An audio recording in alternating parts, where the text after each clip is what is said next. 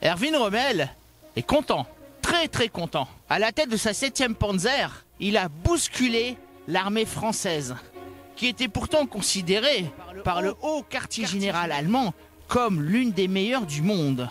Erwin Rommel est à présent dans le département du Nord. Il est près de Lille. Et que va-t-il faire ensuite? C'est après ça.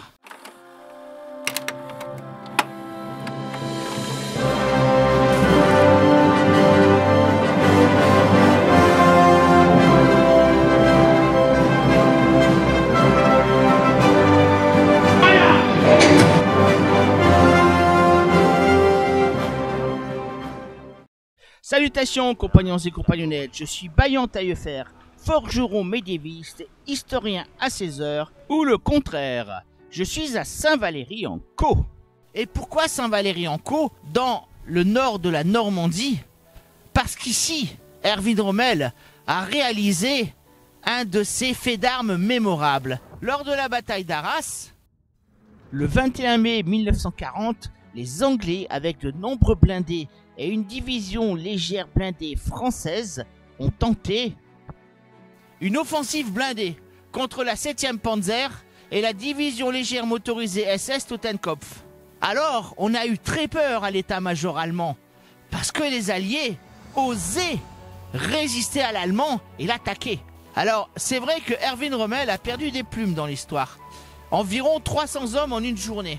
Néanmoins, dans ses mémoires et dans ses rapports au quartier général allemand, il dira que des centaines de blindés français et anglais se sont précipités sur sa pauvre 7e Panzer Division. Que nenni! Il y avait environ 80 blindés anglais, des Matilda pour la plupart, et une quarantaine au maximum de blindés français. Néanmoins, les packs 36 de 37 mm a le poids par rapport au blindage des chars anglais et français. Et là, les Allemands ont commencé à avoir peur. Alors, Erwin a fait sa tactique naturelle. Il a fait monter au front devant ses blindés ces fameux canons de 88, les fameux Flak 18, qui sont normalement dédiés à la lutte antiaérienne, et il les a dirigés contre les chars anglais et français. Il a aussi fait appel aux Stuka, les chasseurs bombardiers allemands, terribles de par leur sirène et la précision de leurs bombes. Alors évidemment, à partir de ce moment-là, les Anglais et les Français reprennent la déroute. Ils ont laissé 80 carcasses de chars calcinées et détruites sur le champ de bataille. Ouf! Rommel et la 7e Panzer sont sauvés. À présent, c'est le siège de Lille. Dans Lille, 7 divisions d'infanterie françaises qui revenaient de l'armée engagée en Belgique se fortifient dans l'île. En réalité, les 7 divisions d'infanterie n'en forment que 4 au niveau effectif. Et devant elles, il y a 3 Panzerdivisionen, la 4e, la 5e et la 7e Panzer de Rommel, ainsi que 4 divisions d'infanterie. En tout, cela représente environ 110 000 hommes et presque 800 chars, contre à peu près 50 000 à 60 000 Français. Néanmoins, la résistance désespérée des Français du 28 mai au 1er juin permettra le rembarquement à Dunkerque des troupes vers l'Angleterre. 345 000 hommes seront ainsi sauvés. Alors après Lille, eh bien on accorde quelques jours de repos à la 7e Panzer et à Rommel. Et le 2 juin, miracle, une limousine blindée arrive et en descend un personnage. Et il vient voir, comme il le dit lui-même, son général préféré, Erwin Rommel. Il s'agit évidemment d'Adolf Hitler. Adolf Hitler est inquiet, parce qu'il s'est fait bien du souci pour son meilleur général. Il trouve qu'il aurait dû attendre la logistique, qu'il aurait dû attendre l'infanterie. Néanmoins, il le félicite pour sa bravoure. Il n'a qu'une peur, c'est que l'armée française se réorganise et coupe en deux l'offensive de von Manstein. Rommel, lui, ne s'inquiète pas. Il sait que l'armée française est à bout de souffle. Alors, à partir de ce moment, l'armée française se réorganise. Et c'est le plan rouge. En l'occurrence, les Allemands se précipitent sur le front de la Somme. En effet, l'armée française en déroute va essayer de maintenir des lignes fortifiées pour sauver la France de l'invasion allemande. Et chaque fleuve va servir de coupure et de fortification momentanée pour retenir, voire stopper l'envahisseur allemand. Le premier de ces fleuves, c'est la Somme. Alors, à compter que depuis le 18 mai, Gamelin a été limogé, le généralissime des armées françaises. Il est remplacé par Weygand, un vieillard de presque 75 ans, qui prend son service le 21 mai.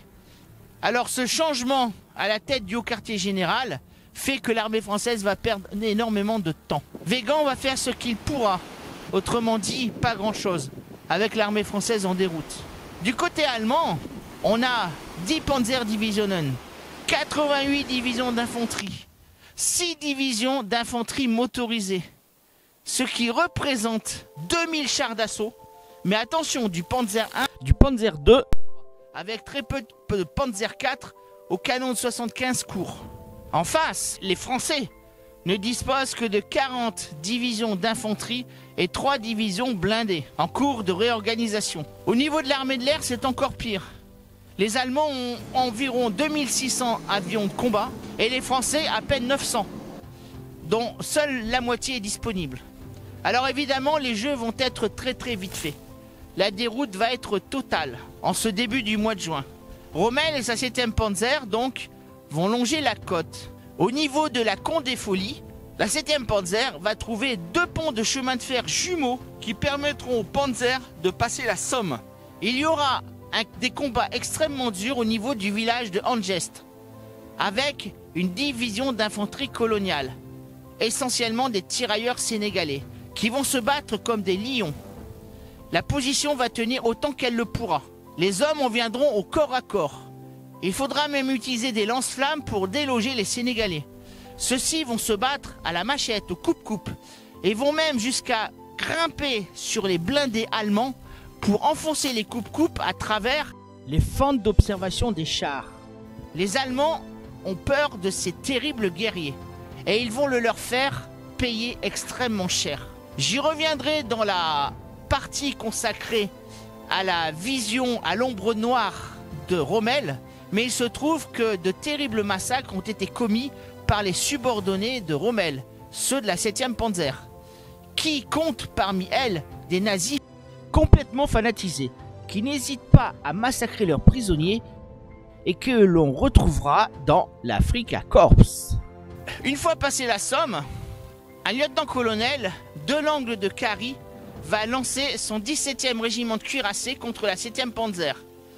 Environ 85 chars. Résultat des courses, 78 carcasses de chars français calcinés. En Normandie, dans le pays de Caux, là où nous sommes exactement, le général Hiller, avec 4 divisions, vont essayer de réembarquer pour l'Angleterre à Saint-Valery-en-Caux, ici, dans ce port derrière moi. Malheureusement, le miracle de Dunkerque ne va pas se renouveler. Il y aura de nombreux duels d'artillerie entre Français, Anglais et Allemands, notamment à partir de navires sur la mer pour couvrir le réembarquement des troupes françaises et anglaises. Malheureusement, celui-là n'aura pas lieu et les 4 divisions vont être faites prisonnières par la 7e Panzer de Rommel. Rommel se remet en route et il va arriver à Cherbourg. Le port militaire essaie de tenir avec tout ce qu'il y a de marins, de fusiliers marins commandos, de troupes d'infanterie qui tentent de faire un réduit fortifié. En l'occurrence, après quelques combats, Rommel va obtenir la reddition du général dirigeant la place militaire. Il faut noter qu'à ce moment-là, lors de la reddition de Cherbourg, un certain maréchal Pétain, à qui l'on a offert les pleins pouvoirs, va demander l'armistice. Il est temps de poser les armes. Et la 7e Panzer se dirige en suivant l'océan vers le sud. Il viendra bientôt à Bordeaux, vers la fin du mois. Alors là, c'en est fini de la guerre. La 7e, un repos bien mérité à Bordeaux, attend une nouvelle mission.